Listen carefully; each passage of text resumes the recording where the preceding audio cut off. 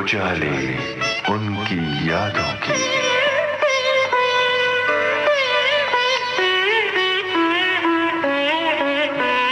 उजाले उनकी यादों की।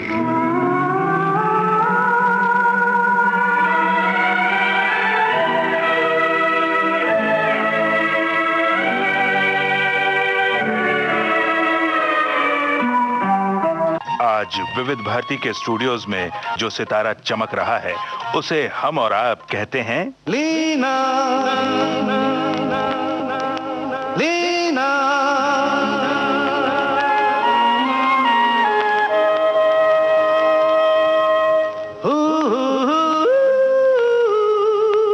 यही वो नाम है जिसने बरसों तक अपने चाहने वालों के दिलों पर राज किया और आज भी दर्शक उनकी फिल्मों को देखते हैं, उनकी खूबसूरती को निहारते हैं, उनकी अदाकारी को सराहते हैं। हम बात कर रहे हैं उस मनचली लड़की के बारे में जिसने अपने हाथों में रचाई महबूब की मेहंदी और बन गई किशोर कुमार जी के मन की मीत।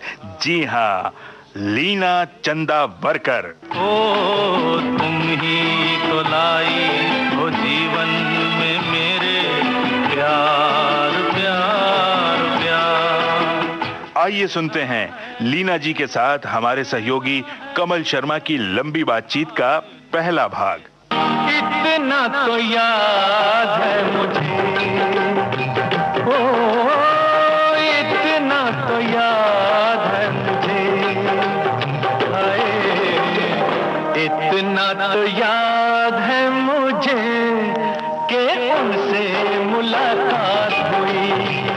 इतना तो याद है मुझे कि उनसे मुलाकात हुई। लीना जी, हमारे इस प्रोग्राम में बहुत बहुत स्वागत है आपका। शुक्रिया। बहुत लंबे अरसे से हमारे सुनने वाले इंतजार कर रहे थे कि इस प्रोग्राम में आपसे की गई बातचीत उन तक पहुंचे और आज ही हमें मौका मिला। ये हमारा सौभाग्य है। फिल्म इंडस्ट्री जो है उसमें बहुत सारे लोग आए और सबने अपनी पहचान बनाई। उन लोगों में आपका भी नाम है, आपने अपनी खास जगह बनाई। और ये सफ़र आपका कैसे शुरू हुआ इसके बारे में हम जानना चाहते हैं। जैसे अमूमन लोग बोलते हैं कि मुझे बचपन से ही शौक था एक्टिंग का, तो कुछ क्या ऐसा ही आपके साथ में था? जी हाँ, इस सफ़र के बारे में तो काफ़ी लंबा सफ़र है और यादों का ख़जाना तो है ही अपने पास। 15 साल की उम्र थी मेरी। बहुत ही छोटी उम्र में मैंने ये तय कर लिया था कि मुझे पनिश भी किया था स्कूल में, क्योंकि हमें ऐसे लिखने थे कि हमें क्या बनना है। किसी ने कहा डॉक्टर बनना है, किसी ने कहा लॉयर बनना है और किसी को सोशल वर्क, इंजीनियर। अलग अलग लड़कियों ने अलग अलग वो निबंध लिखे थे, तो उसको बोलते ना ऐसे। तो मैंने लिखा था फिल्म स्टार बनना है, फिल्म अभिनेत्री बनना है। तो मुझे क्लास टीचर ने कहा कि ये बहुत गलत है, ये किसने तुम्हारे दिमाग में डाला, ये लाइन अच्छी नहीं है और तुम सॉरी बोलो। मैंने सॉरी नहीं बोला, इसके लिए रूलर से मुझे मार खानी पड़ी। उनको लगता था कि ये गलत दिमाग में मैंने ले लिया तो दूसरी लड़कियों पर भी असर होगा। उन्होंने चिट्ठी भी लिखी थी घर में कि ये इसके दिमाग से निकाल दीजिए यार। लेकिन जब मेरी पहली फिल्म मन का मीत रिलीज़ हुई और मैं दत्त साहब ने हमें चारों को, सोमदत्त जी, विनोद खन्ना जी और मैं और एक और नई लड़की थी संध्या, तो हम चारों धारवाड़ गए थे और वहाँ पर बहुत ही मुझे इतनी खुशी हुई क्योंकि मेरा एक सपना पूरा हुआ था। और वहाँ पर मैं ये कह के आए थे कि, और छुट्टियों में मैं 10th स्टैंडर्ड के एग्ज़ाम देकर यहाँ आए थे। बोलते हैं ना फेरी टेल, कि इतनी जल्दी मेरे ख्याल से होता नहीं है किसी के साथ, बहुत कम हुआ होगा। क्योंकि देखने में यही आया कि बरसों से लोग यहाँ पर स्ट्रगल करते हैं, कोशिश करते हैं। स्ट्रगल तो मुझे भी करनी पड़ी क्योंकि मैं 15 साल की उम्र में मुझे हिंदी तक ज़बान बोलनी नहीं आती थी प्रॉपर्ली।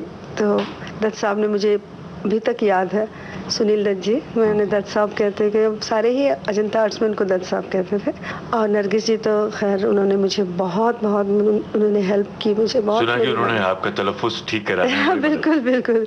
और हर हफ्ते वो रिकॉर्ड करते थे वॉइस। बहुत ट्रेनिंग, बहुत ही अच्छी ट्रेनिंग मिली। मेरे ख्याल से आजकल किसी को ये नसीब नहीं होगा। लीना जी, इस बात को आगे बढ़ाएंगे, लेकिन फिर से उन 15 सालों से थोड़ा सा और आगे जाना चाहेंगे। जी, जी। मतलब फिल्मों ने कैसे, क्यों अट्रैक्ट किया था आपको इतना? कौन सी चीज़ आपको अच्छी लगती है? बात यह है कि मुझे पहले तो मुझे फिल्मों से बहुत डर लगता था, पता नहीं वो बैकग्राउंड म्यूजिक और ये सब अंधेरा हो जाता था। तो 8 साल 9 साल की उम्र में तो मैं फिल्में देखने का सोच भी नहीं सकती थी। और मेरे पेरेंट्स ने शायद उन दिनों में मुझे एक फिल्म दिखाई थी, पोस्ट बॉक्स नंबर 999, और उसमें काफ़ी डरावना म्यूजिक भी था। तो मम्मी बोलती थी डर लगे तो आंखें बंद कर लेना, लेकिन कानों में वो म्यूजिक भी तो सुनाई पड़ता था। तो मुझे पापा को मुझे लेकर बाहर जाना पड़ता था, वो फिल्म नहीं देख पाते थे। तो 12 साल की उम्र में मैंने मीना जी की फिल्म देखी थी, दिल एक मंदिर। फिर उसके बाद दिल अपना और प्रीत पर आई, मुझे याद है। और वो कैरेक्टर जो था मीना जी का, वो मुझे इतना प्यारा लगने लगा कि उस एज में किसी, अभी मैं वही सोचती हूँ कि एक भोली सी मासूम सी उम्र में जी, और मैं उनको ऐसे, मुझे ऐसा लगता था कि वो एक फरिश्ता है, बहुत खूबसूरत और एक डिग्निफाइड उनका जो चेहरा था, और बहुत अच्छा काम करते थे, मुझे बहुत अच्छे लगने लगे। फिर मैं उन्हीं की फिल्में देखती थी पहले, और एक मन में इच्छा थी कि इनको देखना है बम्बई जाकर। फिर उसके बाद में मैं वहाँ पर भरतनाट्यम डांस, मम्मी साउथ में, मैं कर्नाटक से हूँ, आपको पता होगा ना, धारवाड़ से। तो वहाँ पर भरतनाट्यम मैं सीखती थी। लेकिन मुझे फिल्में देखने का शौक, फिर काफ़ी घर में पनिश भी करते थे कि बंक करके मत जाओ स्कूल से। तो थिएटर पास में ही था, तो कभी कभी हम लोग जल्दी जाके तो पकड़े जाते थे फिर भी।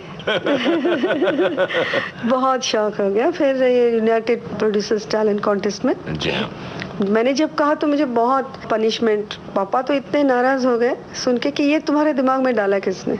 एक्चुअली मैं स्टेज पे डांस करती थी तो ये वंस मोर आता था, और फिर बहुत वुल्फ विसल्स, क्योंकि मैं ये सेमी क्लासिकल भी करती थी डांस, जैसे लागा चुनरी में दाग, वो गाना तभी बहुत पॉपुलर था, मन्ना जी। और वहाँ मैंने संगीत नाटक अकेडमी में मुझे मिला था, प्राइज मिला था, और उसमें और भी बहुत ही क्या बोलते स्टूडेंट्स आते थे अलग अलग जगह से। आपने सीखा नृत्य किसी से?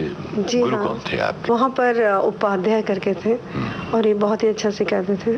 तो उन दिनों में क्या था कि मुझे क्लासिकल सीखना अच्छा नहीं लगता था, सच बात। मैं भाग जाती थी, कुछ ना कुछ बहाना, पैरों में दर्द है, कभी कुछ है। वो अब पता चलता है कि कुछ मैच्योरिटी की ज़रूरत होती है। कुछ लोगों में, कुछ बच्चों में तो बहुत ही जल्दी वो अवेकनिंग आती है कि ग्रेस क्या है, एक एक पोज का क्या मतलब हो। मुझे नहीं अच्छा लगता, मुझे वो फिल्मों के डांस अच्छे लगते थे। तो बलमा माने ना, तो ये इस तरह के ना वो गाने स्टेज पे मैं करती थी। तो बहुत, एक मैं कृष्णा बनी थी, मैं राधिके तूने बंसरी चुराए, तो स्कूल के गैदरिंग में वगैरह, तो इतना मुझे एनकरेजमेंट मिलती थी उस समय।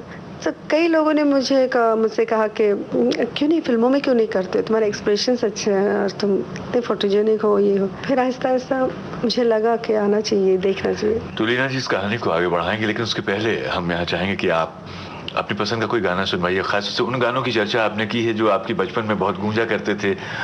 मीना जी, कोई भी गाना जो आपको बहुत पसंद हो, या जिन पर आपने नृत्य किए हैं, जिन गानों पर, उनमें से कोई गाना सुनवा सकती हैं आप? जी, मुझे अगर उन दिनों का आप पूछते हैं तो मुझे एक गाना, दिल ही तो है फिल्म का, निगाहें मिलाने को जी चाहता है, बहुत अच्छा लगता था। क्योंकि इस गाने पे जब भी मैंने स्टेज पे डांस किया तो मुझे बहुत सारे मतलब ये आते थे वुल्फ विसल्स। और मैं छोटी थी, कॉलेज में वगैरह, तो मेरे भाई को बिल्कुल अच्छा नहीं लगता, बोलते था मुझे बैंगलोर भेज दो पढ़ने के लिए, या तो इसका डांस करना बंद कर दो। तो चलिए, यहाँ तो ऐसा कि ये कव्वाली सुनाने को जी चाहता है, और फिर बात आगे बढ़ाएंगे। निगाहें मिलाने को जी चाहता है, निगाहें मिलाने को जी चाहता है, ओ निगाहें मिलाने को जी चाहता है, दिलो जान लुटाने को जी चाहता है, दिलो जान लुटाने को जी चाहता है, जी चाहता है।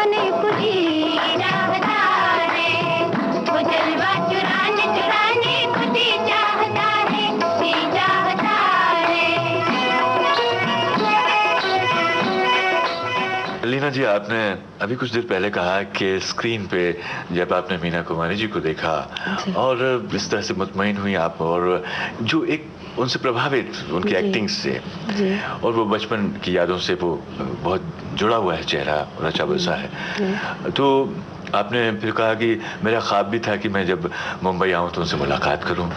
तो मीना जी से मुलाकात हुई आपकी? जी बिल्कुल हुई। वो कैसी हुई रही मुलाकात, वो जरा बताइए आप। यहाँ जब मैं आई तो मन का मीत मेरी रिलीज हुई, उसके बाद हम जोली और जवाब, 2 फिल्में मैंने एक साथ साइन की, और फिल्म जवाब में मेरे साथ जितेंद्र जी थे और दादा मुनि जो मेरे अभी ब्रदर इन लॉ थे। उन दिनों में पता भी नहीं था कि ऐसे आगे चलकर एक रिश्ता बनेगा। मुझे बहुत उनका भी काम बहुत अच्छा लगता था। तो दादा मुनि मेरे पिता बने थे और मीना जी उसमें जितेंद्र जी के सिस्टर का रोल उन्होंने किया था, और मैं इतनी खुश थी कि मैं उनको देखती रहती थी, और वो समझ गई थी कि ये मेरी बहुत बड़ी फ़ैन है। तो उन्होंने एक दिन मुझे बुलाया रूम में, मुझसे बातें की, और जब मैंने कहा कि मैं उनकी तरह बनना चाहती हूँ तो उन्होंने कुछ अलग ही मतलब मैं आज तक समझ नहीं पाई। उन्होंने कहा था कि नहीं नहीं बिल्कुल मत करना। तो मैंने कहा ऐसे क्यों कह रही हूँ, मैं हर तरह से आप मेरे फेवरेट आर्टिस्ट हैं और आपसे बढ़ के तो मैं किसी को पसंद नहीं कर सकती। उनकी आंखों में आंसू आ गए थे।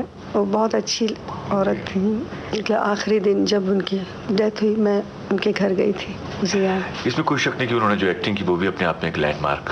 जी हाँ बिल्कुल लैंडमार्क, बहुत बड़ी बात कही आपने। और टैलेंट हंट की बात चल रही थी तो हमने तो सुना है कि आपने घर वालों को बिना बताए चुपके से उसके लिए एप्लीकेशन भेज दी थी, कुछ ऐसी मामला था ना? नहीं, मैं करना चाहती थी, ये पता चला बिना बताए नहीं, लेकिन मुझे उसका जो रिएक्शन हुआ घर में वो बहुत ही ज़बरदस्त रहा। पापा तो बहुत नाराज़ हो गए, उन्होंने कभी मुझ पे हाथ नहीं उठाया था, लेकिन जब मैंने बहुत ज़िद की कि मैं एग्ज़ाम नहीं दूंगी और ये मेरे फोटोग्राफ्स भेजिए आप टाइम्स ऑफ इंडिया बिल्डिंग, तो उन्होंने मुझ पे हाथ उठाया पहली बार। और बाद में उनको बहुत ही बुरा लगा कि उन्होंने कभी अपनी बेटी को नहीं मारा था, तो उनको लगा कि कोई मुझे बहका रहा है या इस लाइन में नहीं जाना है। मेरी मम्मी के जो नाना जी थे वो बहुत बड़े फॉरेस्ट ऑफिसर थे वहाँ के, और वो रिटायर हो चुके थे, और तो पापा उन्हीं के पास गए जब उनको प्रॉब्लम सा लगा। तो जब उन्होंने कहा तो नाना जी पूछा कि क्या तुम शादी कराना चाहते हो बेटे की? तो कहने लगे नहीं शादी नहीं, मैं उसको पढ़ाऊंगा कुछ अच्छा, वो पढ़ लिख के जो करना चाहे, और अगर नहीं करना चाहे तो शादी तो करूंगा उसकी। तो बोले अगर कॉलेज में भेजोगे ना तो वहाँ पर अगर उसको किसी से प्यार हो गया और किसी तांगे वाले के साथ भाग गई तो क्या करोगे? तो मेरे पापा एकदम शॉक्ड हो, बोलते कि ऐसे क्यों करेगी मेरी बेटी? हाँ मुझे मालूम है वो नहीं करेगी, उसके संस्कार है हमारे दिए है, तो वो कभी गलत कदम नहीं उठाएगी। बोला कि जब तुम्हारा इतना कॉन्फिडेंस है तो तुम ये क्यों सोचते हो कि वो वहाँ जाकर कोशिश करेगी, अगर उसे अच्छा नहीं लगा तो नहीं करेगी। मैं अभी बताऊंगी कि जब मैं रिजेक्ट हुई थी इस टैलेंट कॉन्टेस्ट में, तो तब मुझे इसलिए रिजेक्ट किया कि मैं अंडर एज थी, और मैंने मम्मी से किया था, बहस किया था कि तुमने मुझे पहले क्यों नहीं पैदा किया। तो मैं बहुत रोई थी, तो मम्मी भी एकदम हैरान हो गई कि क्या बोल रही है। तो फिर मम्मा मैं अगर 3 साल बड़ी होती तो मैं सेलेक्ट हो जाती, मैं अंडर एज। फिर बोले बेटा अभी भी तुमको वक्त है, अगर तुम्हें वो एज मतलब अंडर एज की वजह से तुम्हें वो किया ना, मतलब मैं रनर्स अप तक आई, मुझे अभी तक याद है। और कई लोगों ने जैसे शक्ति सामंता हैं, और तब ये यूनाइटेड प्रोड्यूसर्स ने 12, तो उन्होंने कहा कि तुम बिल्कुल बेबी लगती हो। मैंने पहली बार साड़ी पहनी थी और ऊंचे एड़ी के जूते, हील्स पहन के, और साड़ी पहनने के बाद उसको और मैंने गजरा वजरा, मैंने सेंटर पता कौन सा लिया था? मैड्रास, ताकि मम्मी डैडी बात कर रहे थे ना कि इसको तो कॉल नहीं आएगा, और जब आया तो फिर वो परेशान हो गए, तो अभी तो जाना पड़ेगा। तो जब हम लोग आए तो मम्मी डैडी दोनों साथ में थे, और वहाँ पर राजेश खन्ना, उनका नाम उन्होंने जतिन खन्ना दिया था, मुझे अभी भी याद है। हरिदा जलाल जी थे, और कोई मधुरानी शर्मा, मुझे अभी इसलिए इतना क्लियरली याद है क्योंकि वो मेरा सपना था और वो टूट गया पहली बार, क्योंकि मैं सबने कहा कि तुम्हारा चेहरा अच्छा है, सब कुछ ठीक है, तुम मतलब उन दिनों में वेस्टर्न फेसेस नहीं, मतलब वो बिल्कुल इंडियन फेसेस पसंद करते थे, और उसी कैटेगरी में शायद मैं आती थी। तो उन्होंने कहा कि तुम वापस आ जाओ 2 साल बाद, पढ़ाई करो, ख़त्म करो और आओ। तो मैं वापस जाना ही नहीं चाहती थी, क्योंकि मैं बोल के आए थे कि मैं काम करूँ। जैसे कॉल है तो मुझे लगा कि मुझे मिल गया सब। और मैंने एक ही सवाल उनसे किया था कि आपके पास ये मेकअप आर्टिस्ट है, तो आप एक जवान इंसान को जब इतना ओल्ड दिखा सकते तो मुझे 2 साल बड़ी नहीं दिखा सकते। और इतने हंसे थे सब लोग और मैं एकदम बेवकूफ़ से, मुझे लगा कि मैंने कोई बहुत ही सिली बात की है। तो मुझे यही लगता है कि ये जो लाइन है ये तो बिल्कुल जादू नगरी, यहाँ तो कुछ भी कर सकते।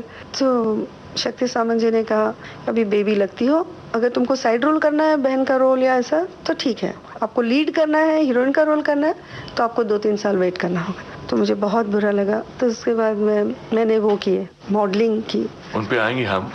थोड़ी देर के लिए हमारे श्रोताओं को इंतजार करना होगा आपकी बातों का। अच्छा। फिलहाल उनको एक गाना सुनवाया जाए आपकी पसंद का। तो मैंने एक फिल्म में काम किया था और उस फिल्म का नाम है रखवाला। धर्मेंद्र जी को मैंने पर्दे पे देखा था, फूल और पत्थर और इन फिल्मों में, और मीना जी के साथ, और मुझे बहुत अच्छे लगे थे। तो उस फिल्म में मेरे दिल ने जो मांगा मिल गया, बहुत अच्छा गाना था। और वो मुझ पे पिक्चराइज किया था उन्हें, कल्याण जी, आनंद जी के सुर थे। तो मुझे ये गाना अभी भी बहुत पसंद है।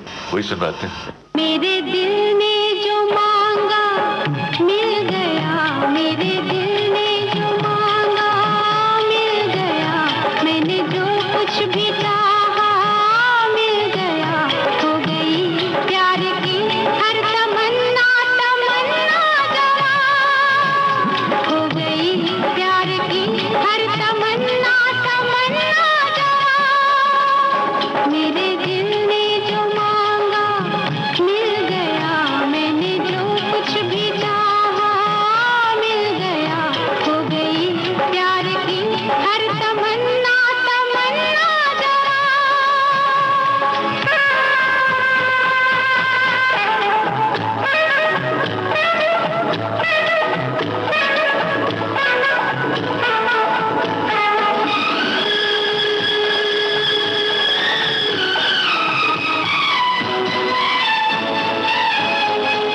मुँह छुपा कर गया है अंधेरा, मेरे जीवन का अंधेरा, मुँह छुपा कर गया है अंधेरा, मेरे जीवन का अंधेरा, आज कदमों में झुकने लगा आसमां, आज कदमों में झुकने लगा आसमां, हो गई प्यार की हर तमन्ना तमन्ना जवां, मेरे दिल ने जो मांगा मिल गया, मैंने जो कुछ भी चाहा मिल गया, हो गई प्यार की हर तमन्ना तमन्ना जवां।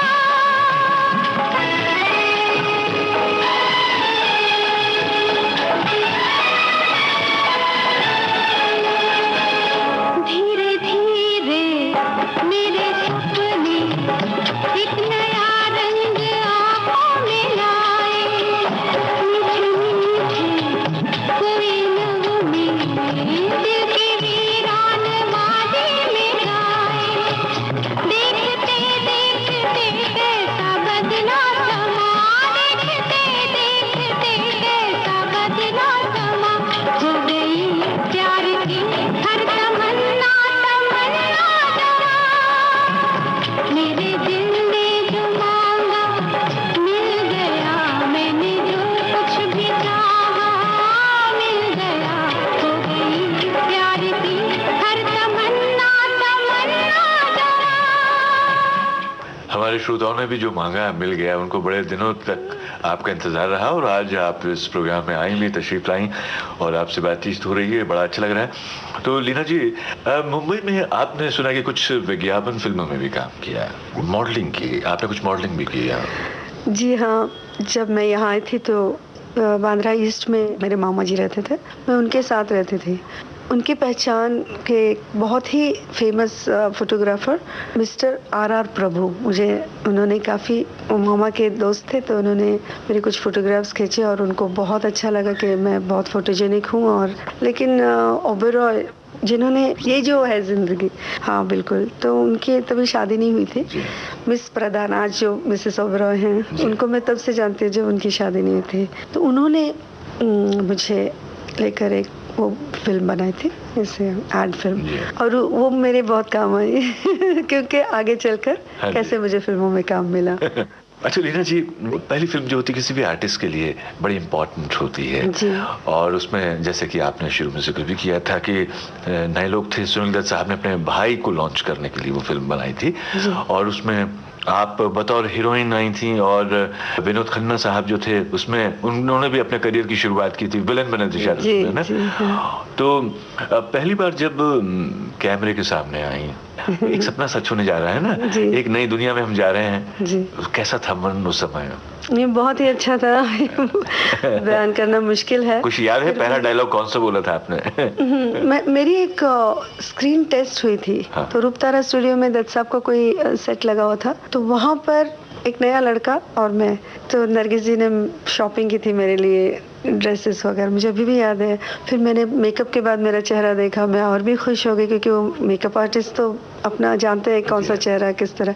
पंडरी जूकर बहुत ही पुराने मेकअप मैन हैं जो मेकअप आर्टिस्ट हैं, जो बी.आर. चोपड़ा जी के साथ भी थे और दत्त साहब के साथ अजंता आर्ट्स में। फिर बाद में उन्होंने मेकअप किया और हेयर डूज वगैरह, वो विग्स उन दिनों में बहुत अच्छे अच्छे यूज़ होते थे, ग्लैमरस।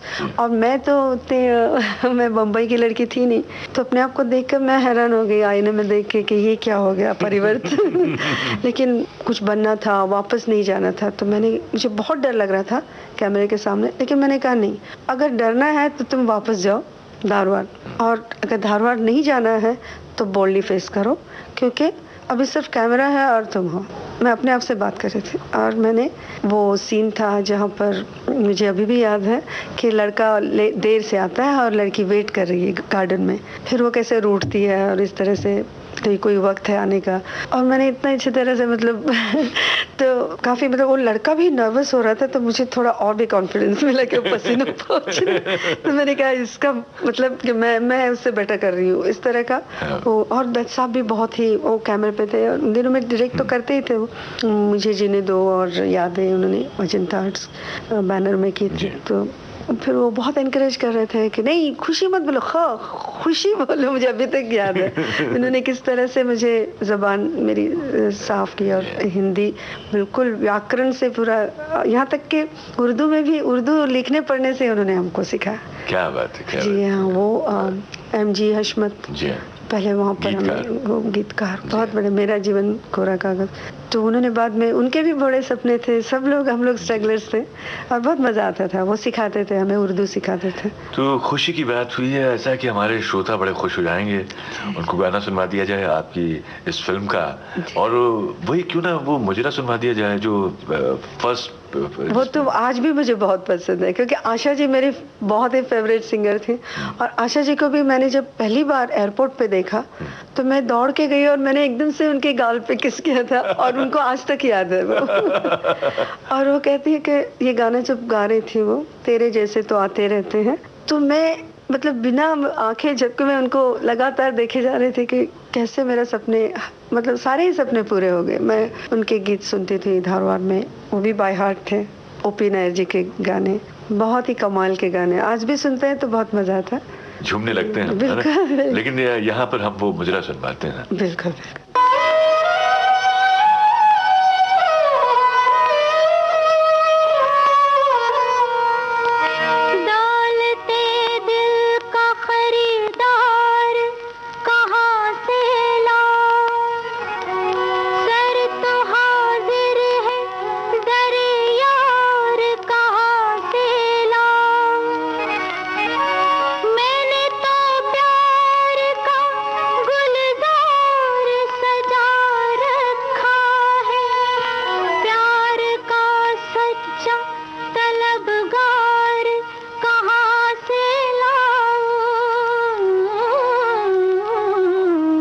हाजिर है जाने जा।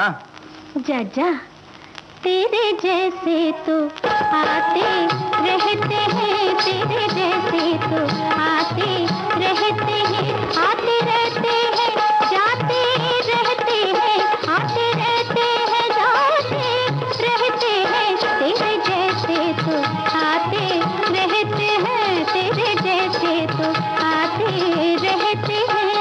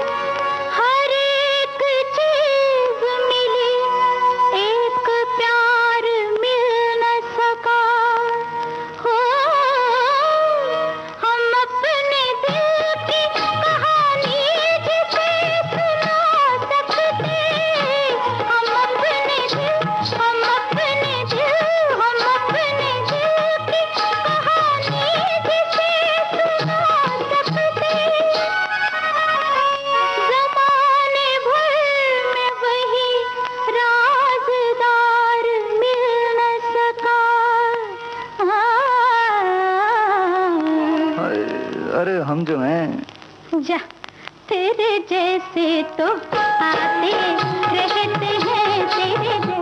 लीना जी, उसके बाद में मेरे ख्याल से आपकी दूसरी फिल्म आई हम जोली, जी है ना, जितेंद्र जी के साथ में। जितेंद्र साहब उन दिनों बड़े अपने पूरे उस पे बुलंदी पे थे। हाँ, हैं? जेम्स बॉन्ड, वो हाँ। फर्ज और गीत गाए पत्थरों ने उनकी फिल्म थी। तो ये फिल्म आपको कैसे मिली, इसके बारे में बताइए। ये हम जोली, हाँ, हम जोली। ये फिल्म मैंने मन का मीत रिलीज होने से पहले साइन की थी, क्योंकि हम जोली स्टार्ट होने के बाद मन का मीत रिलीज हुई। अच्छा अच्छा। और बहुत ही अच्छा लगा, क्योंकि इस फिल्म में जितने कलाकार थे, जैसे कि महमूद भाईजान बोलते थे हम लोग, मुझे आज है नहीं हमारे बीच, लेकिन मैंने कई फिल्में उनके साथ की। तो उनकी जो कॉमेडी थी उसमें ट्रिपल रोल किया था मैंने, पृथ्वीराज जी और इनके राज जी और उनके बेटे। इतना मतलब मुझे तो वो फिल्म मैं आज भी देखती हूँ तो वही देखने के लिए बहुत ही अच्छा। एक गाना था उसमें, ये कैसा आया जमाना।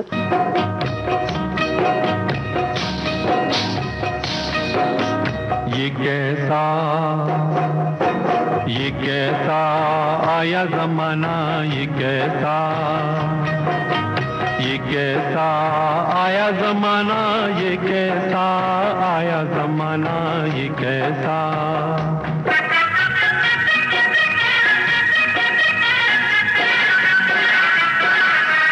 बेटे ने बाप की न मानी, बुढ़े की कदर न जानी, न जानी। बेटे ने बाप की न मानी, बुढ़े की कदर न जानी। ये मेरी आप बीती है, किसी फिल्म की नहीं कहानी। ये कैसा आया जमाना, ये कैसा उसके बेटे को आया जमाना, ये कैसा।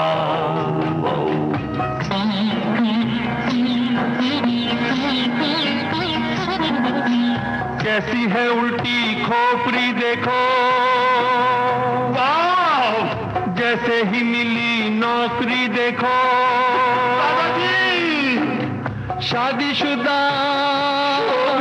शादीशुदा हो के बेशरम घर में ले आया छोकरी देखो। ये कैसा आया जमाना, ये कैसा।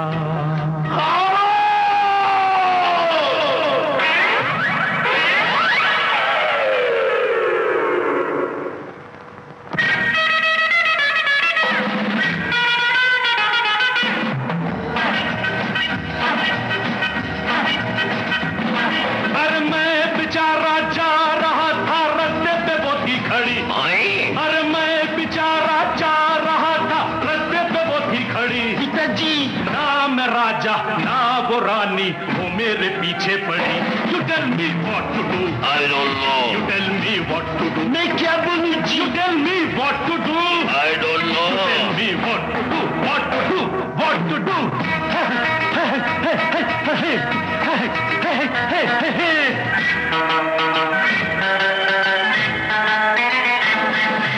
चाँद पे दुनिया पहुंची है, तुम अभी तक हो नीचे। सुबह सवेरे जाग के पड़ गए मेरे पीछे। चाँद पे दुनिया पहुंची है, तुम अभी तक हो नीचे। सुबह सवेरे जाग के पड़ गए मेरे पीछे। आप करो इंसाफ करो, नहीं जी मुश्किल बड़ी आ पड़ी। अरे नाम राजा ना वो रानी, वो मेरे पीछे पड़ी। You I don't know. You मैं क्या बोलूं जी? You tell me. I don't know. You tell me. मैं क्या बोलूं जी? ओ बाप, अल्लाह। दादाजी और मेरी बात तो सुनो। बेटे ओ बाप, दादाजी मेरी बात तो सुनिए। मेरी बात तो सुनो। मेरी बात तो सुनो। दादाजी मेरी बात तो सुनिए।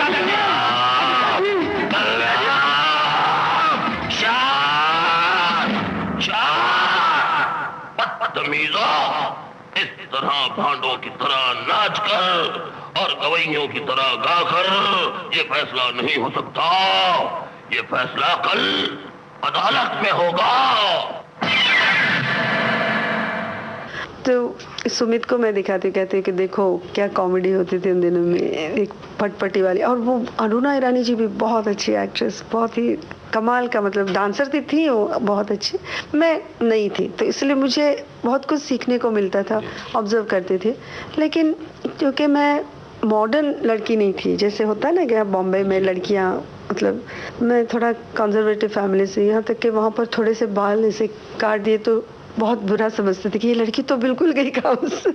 कपड़े भी वैसे ही पहनने पड़ते थे। हमारे ज़माने में ऐसे नहीं था। लेकिन मैं जैसे मम्मी डैडी को मैंने प्रॉमिस किया था कि मैं वो जैसे कहेंगे वैसे ही मैं चलूँगी, और मैंने कभी उन्हें क्वेश्चन नहीं किया कि ये मुझे क्यों नहीं करना है या यहाँ क्यों नहीं जाना पार्टियों में।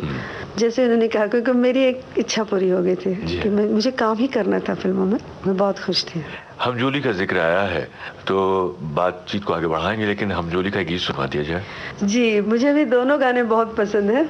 एक है ढल गया दिन हो गई शाम, और एक है हाय रे हाय। एक पार्टी में गए थे और मैं बरसों के बाद फिल्मी पार्टी में गई थी। वहाँ पर मैं चुपचाप बैठी थी कोने में कि राकेश रोशन जी जीतू जी को लेकर आए, साथ में तुषार जी भी थे, उनके बेटे। और मुझसे कहा, लीना देखो कौन आया है। तो मैंने ऐसे ही देखा, सर उठा के, तो जीतू जी खड़े एकदम फिट, मुझे बोलते हाय। तो मैंने कहा ये हाय क्या होता है? हाय रे हाय बोलो।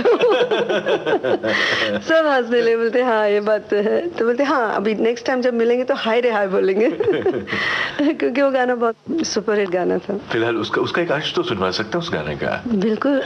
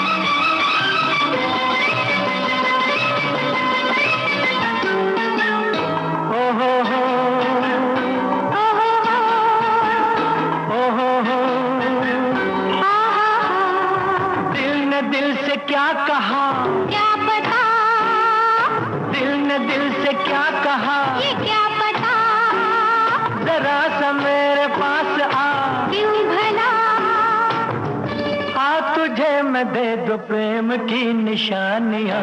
हाय रे हाय जान घबराए, आँख झुकी जाए, सांस रुकी जाए, आया प्यार भरा मौसम दीवाना दीवाना।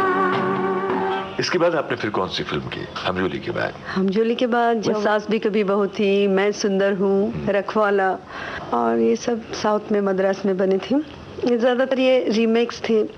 MGR जयललिता जी उसके आर्टिस्ट हुआ करते थे। धर्मेंद्र साहब के साथ में आपने कहा कि उनको भी आप देखा करती थी, और मैं बहुत बड़ी फैन थी उनकी। हाँ जी। तो जब उनके साथ में काम किया तो एक थ्रिल भी होता है ना, अरे जी हाँ जी, मैं तो मैं तो पहले शुरू में तो बहुत घबरा गई थी, लेकिन उनमें एक खूबी है कि सामने वाले को थोड़ा एटेज फील कराने के लिए वो खुद शर्माते हैं, तो वो खुद ही ऐसे दिखा रहे थे कि वो बहुत नर्वस हैं, तो इसलिए मुझे बहुत हेल्प हुआ। मैं तो बेवकूफ़ थी, मैंने सोचा वाकई वो नर्वस हो रहे, तो मुझे काफ़ी कॉन्फिडेंस मिला। बाद में पता चला वो ऐसे ही करते, न्यू कमर्स हो या कोई डरती हो तो वो दिखा रहे थे कि मुझे याद नहीं हो रहा है, ये हो रहा है, तो फिर सामने वाले का कॉन्फिडेंस बढ़ता। अगर वो अच्छी तरह डायलॉग बोलते होते और मैं अगर रिटेक कर रही हूँ तो मेरा पूरा ही वो कॉन्फिडेंस शेक हो जाता ना। बहुत ही अच्छे इंसान मैंने पाया उनको, क्योंकि मैं आपको बताऊंगी, अभी बताऊं या बाद में, क्योंकि जब मेरी पहली शादी हुई गोवा में जी, मेरे हस्बैंड बहुत सीरियस थे और उनके लिए पैंक्रियाज गोली लगी थी उन्हें और ऑपरेट करके, वो लाइव ऑर्गन है, तो डॉक्टर्स ने कहा कि प्रोटीन डाइजेस्ट करने के लिए एक दवा की ज़रूरत थी जो life saving drug German make था, कहीं भी अवेलेबल नहीं थी। तो हम लोग हर जगह से कोशिश कर रहे थे कि जल्द से जल्द कुछ घंटों में शाम तक भी मिल जाए, तो डॉक्टर्स ने कहा था कि उनकी जान बच सकती है। और मैंने बहुत जगह पे फ़ोन करने का सोचा, लेकिन अचानक पता नहीं क्यों वो बिल्कुल रखवाला, मतलब वो ऐसे, मैंने उन्हें ऐसे रोल में देखा था कि वो हमेशा हेल्प करते हैं लोगों की। मैंने उनके घर में फ़ोन किया तो उनकी मिसेस ने उठाया, मैं रो रही थी, मैंने कहा कि मुझे ये दवा की ज़रूरत है और पता नहीं कौन कोई कोशिश कर रहे हैं लेकिन कुछ हो नहीं रहा है। प्रकाश जी ने कहा कि लीना बिल्कुल अभी कुछ मत बोलना, टाइम वेस्ट मत करो, मैं इनको फ़ोन दे रही हूँ। और उन्होंने धर्म जी को बुला दिया। जब मैं समझाने लगी कि ऐसा है तो उन्होंने कहा मुझे कुछ नहीं सुनना, सिर्फ नाम बोलो, वो दवा का नाम, कंपनी का नाम, और उन्होंने उस रिकॉर्ड वो है कि उतने टाइम में उन्होंने लाकर वो दवा मुझ तक पहुंचाई। और उसके लिए उन्होंने खुद ड्राइव किया था एयरपोर्ट से जसलोक तक, वो जीप बहुत फास्ट ड्राइव करके। और उन्होंने ये भी कहा था कि हम लोग प्रे कर रहे हैं कि उनके हस्बैंड के लिए, और वो मैं कभी भूल नहीं सकती। जब मेरा भाई गया था, क्योंकि वो काफ़ी एक्सपेंसिव, काफ़ी महंगी दवा थी, उन्होंने बहुत दूर से लंदन से मंगाई थी शायद, उन्होंने किस तरह से उन्होंने इतने कम वक्त में मुझ तक पहुंचाई ये तो मैं नहीं जानती। 11 महीने तक मेरे हस्बैंड काफ़ी मतलब इम्प्रूव कर गए थे। जब मेरे ब्रदर गए तो कि उनको चुकाना है तो वो रुपए उन्होंने खर्च किए, तो उन्होंने मेरे भाई को बोला, अनिल तुमने ये मेरा हाथ देखा है, 2 किलो का पड़ेगा तुम्हारे, तुम मुझे पैसे देने आए हो? तो बोले क्यों, मैंने क्या? तो बोलते कि नहीं बिल्कुल नहीं, अगर मुझे ऐसा होता तो मेरे लिए नहीं करते। तो उन्होंने एक्सेप्ट नहीं किया पैसे। उसके बाद जब सिद्धार्थ ठीक हो गया, घर पर आए, तो फिर उसके बाद हम लोग दिवाली में मिठाई वगैरह लेकर मैं गई थी उनके यहाँ। तो एक मतलब अच्छे कलाकार तो है, एक बहुत अच्छे इंसान है बिल्कुल। तो चूंकि धर्म जी का जिक्र चला है जी, तो एक गाना, चूंकि उनका जिक्र आया है, संस्मरण एक बड़ा आपने सुनाया मार्मिक, यहाँ एक गाना हम सुनवा सकते हैं? बिल्कुल। कौन सा गाना? मेरी फिल्म का या उनकी फिल्म का? आप चाहे तो उनकी फिल्म का सुनवा सकती हैं, आप चाहे तो अपनी फिल्म का जिसमें वो आपके साथ थे, रखवाला का। अच्छा, रखवाला में भी थे और एक फिल्म और हम लोगों ने साथ में की थी। एक महल हो सपनों का, उसमें खूबसूरत फिल्म थी वो भी अच्छी फिल्म थी। तो उस फिल्म का एक गीत था, दिल में किसी के प्यार का, वो गाना बहुत ही अच्छा, जलता हुआ दिया। दिल में किसी के प्यार का जलता हुआ दिया, दुनिया की आंधियों से भला ये बुझेगा क्या?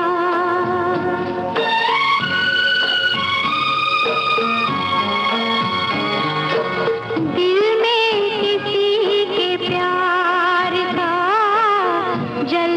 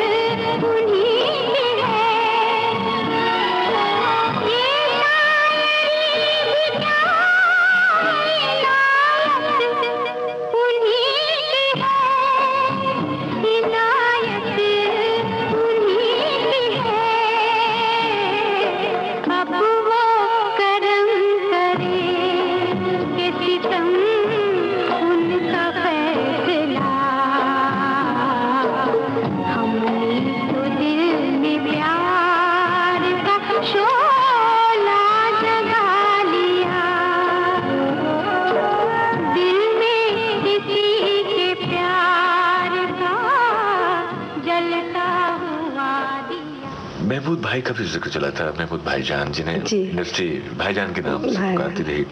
आज वो हमारे बीच में नहीं है, लेकिन वो जब तक जिंदा रहे उन्होंने लोगों को खूब हंसाया।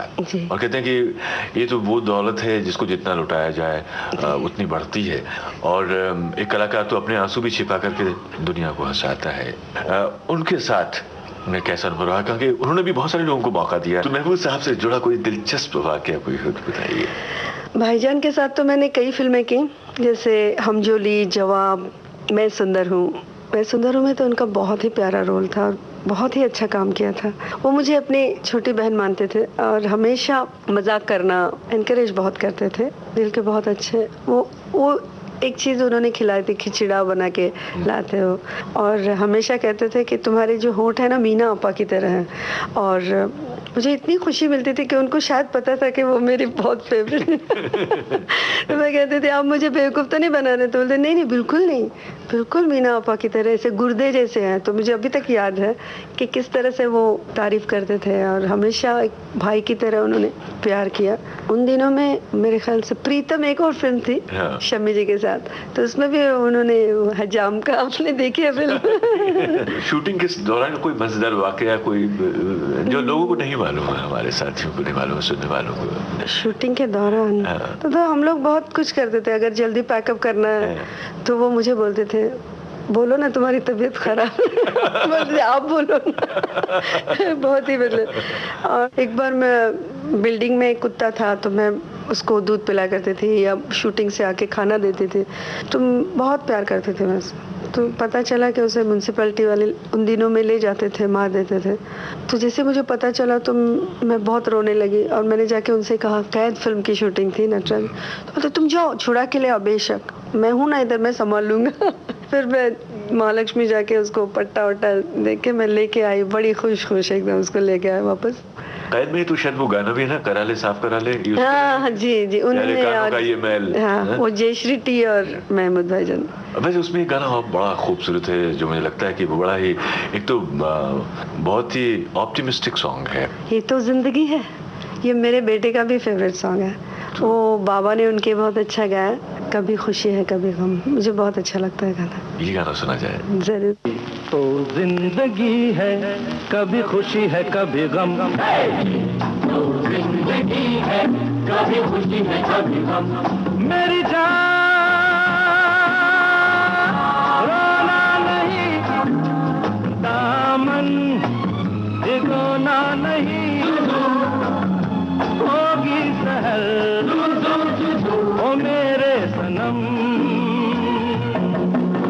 ये तो जिंदगी है, कभी खुशी है कभी गम, तो जिंदगी है, कभी खुशी है कभी गम।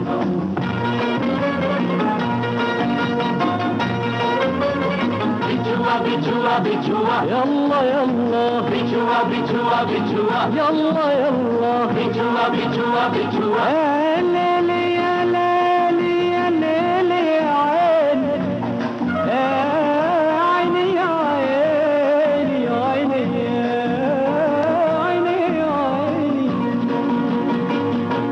आँखों में जो आंसू भरे हैं, होठों से अपने मैं इन्हें छीन लूंगा। राहों में जो कांटे बिछे हैं, पलकों से अपनी मैं इन्हें बीन लूंगा। मेरी प्रीत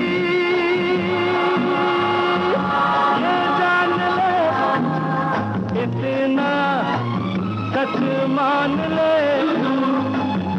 हारेंगे हम जीतेंगे हम। ये तो जिंदगी है, कभी खुशी है कभी गम, तो जिंदगी है, कभी खुशी है कभी गम।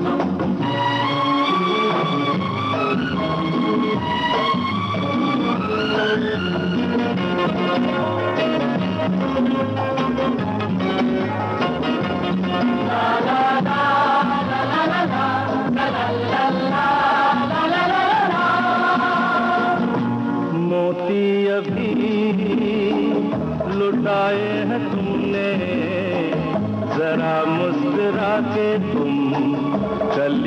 लुटा दो, जिसको कभी गम ना मिला हो, उस आदमी का तुम पता तो बता दो। मेरे यार खुदा का जालिम, अब तो हंसो, मर जाऊंगा तुम्हारी कसम। ये तो जिंदगी है, कभी खुशी है कभी गम। वैसे सच बात है कि इसमें जो फिलोसफी कही गई है जिंदगी की, जिंदगी नाम ही इसी का है, धूप छांव का। कभी इसमें खुशियां आती हैं, कभी दुख चले आते हैं, लेकिन वो जो एक गम की शाम आती, कभी कभी वो ढलती भी है, फिर उजाला होता है जिंदगी में। तो हम फिलहाल तो आपकी यादों के उजालों में टहल रहे हैं। और संजीव कुमार साहब की बात करूंगा, फिर मैं आऊंगा शम्मी कपूर साहब पर भी हम बात करेंगे। लेकिन संजीव कुमार साहब जिन्हें एक बड़ा ही वर्सेटाइल एक्टर माना जाता है, बहुत ही प्रतिभाशाली, और उनके साथ में भी आपने 2-3 फिल्मों में काम किया। जी हाँ, मेरे ख्याल से 3-4 फिल्में, जैसे मनचली, अनहोनी, अपने रंग हजार, ईमान, उसमें डबल रोल जैसा किया। उनके साथ में ट्यूनिंग कैसी थी आपकी? बहुत ही बढ़िया, मतलब वो बहुत ही अच्छे इंसान थे। पर्दे पर जैसे नजर आते थे बिल्कुल, हाँ, नहीं उससे हटके मतलब सीरियस भी थे वो, हाँ। लेकिन कॉमेडी, जैसे मनचली में उनका काम बहुत अच्छा था। और मैं कभी कभी, मुझे हंसी आती थी तो शॉट खराब हो जाता था, तो वो बोलते थे यही मत कर। और तनुजा जी भी आए थे सेट पे और वो भी भाग गई। 3-4 बार उन्होंने हंस के शॉट खराब कर दिया था। फिर चौथी बार उनको पता चला कि अभी तो डायरेक्टर नाराज होने वाले, तो वो भाग गई बाहर, बोलते कि मुझसे नहीं बैठा जाएगा। इनके साथ ट्यूनिंग बहुत अच्छी थी, जैसे कि वो हरी भाई उनका नाम था, और वो मस्ती करते थे, मुझे चिढ़ाते थे, बोलते थे क्या कोई रोमांटिक सीन होता था, और ऐसे कोई होता है ना फिल्मों में प्यार का, तो कहते थे क्या यार तुम्हारे साथ करना पड़ रहा है, यहाँ अगर वो होती तो मतलब किसी दूसरे एजेंट का तो कितना अच्छा लगता। तो मैं बोलती हाँ, मैं भी यही कहती हूँ कि मुझे भी यही लग रहा है कि अगर धर्म जी होते हैं या कोई और होते तो क्या ये सीन जम जाता ना। तो बिल्कुल हम लोग एक दूसरे के मतलब यही कहते थे, आप तो ड्रीम वर्ल्ड में ही रहोगे। मैं बोलती आपकी शादी नहीं होगी कभी। तो बोलते थे तेरी शादी नहीं होगी क्योंकि तुम्हारा बहुत वो है हाई मतलब। और आखिर में जाकर जब मैंने यहाँ शादी कर ली, उन्होंने बोला था, वो मेरे बहुत ही अच्छे फ्रेंड थे, वो कहते थे तनुजा, जया और लीना, इन तीनों मुझे लड़कियां नहीं लगती है। तो मुझे बहुत बुरा लगता था ये किसका क्या मतलब है। तो वो कहते थे कि जैसे लड़कों में दोस्ती होती है ना, जैसे तो वो सब कुछ मुझे बताया कि मुझे वो बहुत पसंद है। और टॉमबॉय टाइप बिल्कुल, जिसे कह सकते हैं कि एक बड़ी ही हेल्दी रिलेशनशिप, बिल्कुल हेल्दी रिलेशनशिप। एक ट्रू वेल विशर भी थे बहुत ही। उनको एक बार क्या हुआ मैं बताती हूँ, संजय जी की भी याद है। क्या हुआ कि जब मेरे साथ ये ट्रेजेडी हुई, मेरी शादी हो गई और वो बहुत मेरी शादी में आए थे, उन्होंने ब्लेस किया सुखी रहो। और उसके बाद ये जब हुआ तो उन्हें बहुत खराब, क्योंकि हम लोग खराब लगा कि जब देखो हम लोग मजाक करते थे, हमने कभी ऐसे सीरियस बातें की नहीं एक दूसरे के साथ। तो उन्होंने कहा कि ये एक बार हो गया लीना, लेकिन अब भगवान कभी तुम्हें दुख नहीं देगा और मुझे मालूम है ये तुमको स्ट्रांग बनना है। ये सब हुआ। उसके बाद मेरे ब्रदर ने सुसाइड, उन्होंने आत्महत्या किया। और मैं वाकई बहुत ही मतलब मेरे लिए वो बहुत हिल जाता है इंसान। हाँ बिल्कुल, जैसे टूट चुकी थी मैं। तो कुछ 1-2 महीने बाद संजीव जी भी कुछ बाईपास के लिए गए थे, उनके हार्ट का बाईपास हुआ था। तो वहाँ पर जैसे उनका फ़ोन है तो मैंने कहा, मैं मन में बहुत दुखी थी, लेकिन मैंने यही सोचा कि उनकी आवाज़ सुनते मैं अपने सारे दुख भूल गई। और मैंने कहा हाँ कैसे हैं, कब आए, कैसे, ठीक तो हैं? तो उन्होंने कहा मैं ठीक हूँ, लेकिन लीना ये क्या तुम्हारे साथ बार बार हो रहा है? तो मुझे लगा कि ये आदमी और मेरे साथ इतना सीरियस मुझे नहीं अच्छा लगा, क्योंकि उनकी खुद की तबीयत भी ठीक नहीं थी। तो मैं नहीं चाहती थी कि ये उनके साथ इस तरह की कोई बात हो। उन्होंने कहा कि अगर कोई तुम्हारी जगह होता तो पागल हो जाता। तो मैंने कहा क्यों, आपको डाउट है? तो आपको लगता है मैं बहुत सेन हूँ? ऐसे मैंने उनसे पूछा, आपको लगता है मैं बिल्कुल नॉर्मल हूँ ना? फिर उनको पता चला कि ये तो मजाक कर रही है हंस के। तो उन्होंने कहा ऐसा तो नहीं लगता, अगर हो भी सकता है तुम पागल हो, लेकिन इस वजह से नहीं। तो मैं फिर किस वजह से? वो जिस आदमी के साथ तुम रह रही हो जो उसकी कंपनी की वजह से। और किशोर जी नीचे से सुन रहे थे, उन्होंने ऐसे उठाया, बोलते हुए साले घारी भाई तुम मेरे बारे में बोल, आप स्पाइंग कर रहे हो दादा? तो बोलते नहीं मैं स्पाइंग नहीं कर। संजीव साहब का जिक्र चला है तो एक गाना उनको समर्पित किया जाए। जी।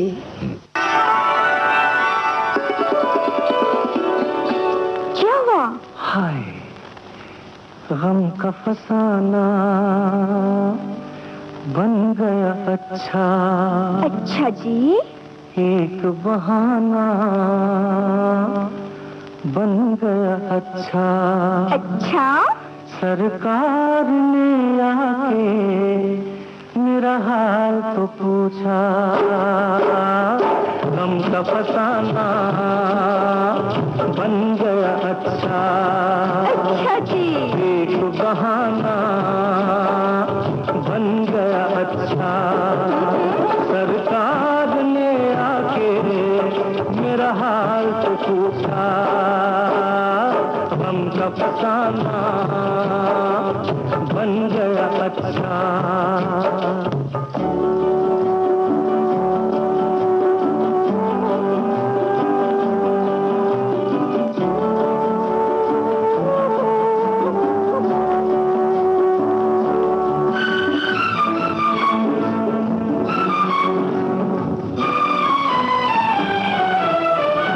तुम्हारे ख्यालों में खो जाए, तुम्हारे ख्यालों में खो जाए, ये जी चाहता है कि सो जाए।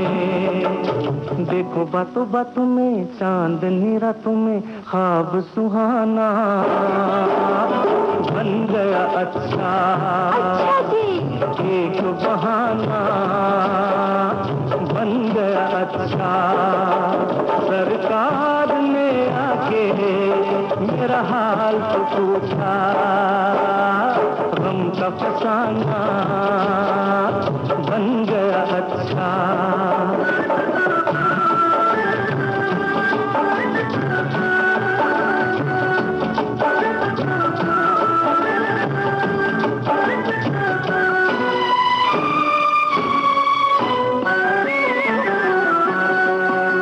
बताए तुम्हें क्या कहाँ दर्द है, बताए तुम्हें क्या कहाँ दर्द है। यहाँ हाथ रखना यहाँ दर्द है। देखो बातों बातों में दो ही मुलाकातों में दिल ये निशाना बन गया अच्छा। एक बहाना बन गया अच्छा। सरकार ने आके मेरा हाल तो पूछा। गम का फसाना बन गया अच्छा। इस कार्यक्रम का वक्त धीरे धीरे अपने अंतिम कगार पर आ पहुंचा है। आप सुन रहे थे अभिनेत्री लीना चंदावरकर से कमल शर्मा की लंबी बातचीत पर आधारित ये कार्यक्रम। चलने से पहले हम आपको बता दें, इस कार्यक्रम को तैयार करने में हमारे तकनीकी सहयोगी थे दिलीप कुलकर्णी और विनायक रेनके। विविध भारती की ओर से इस कार्यक्रम को आपकी सेवा में प्रस्तुत किया कल्पना शेट्टी ने। लीना जी से बातचीत का अगला हिस्सा जरूर सुनिएगा। उजाले उनकी यादों के।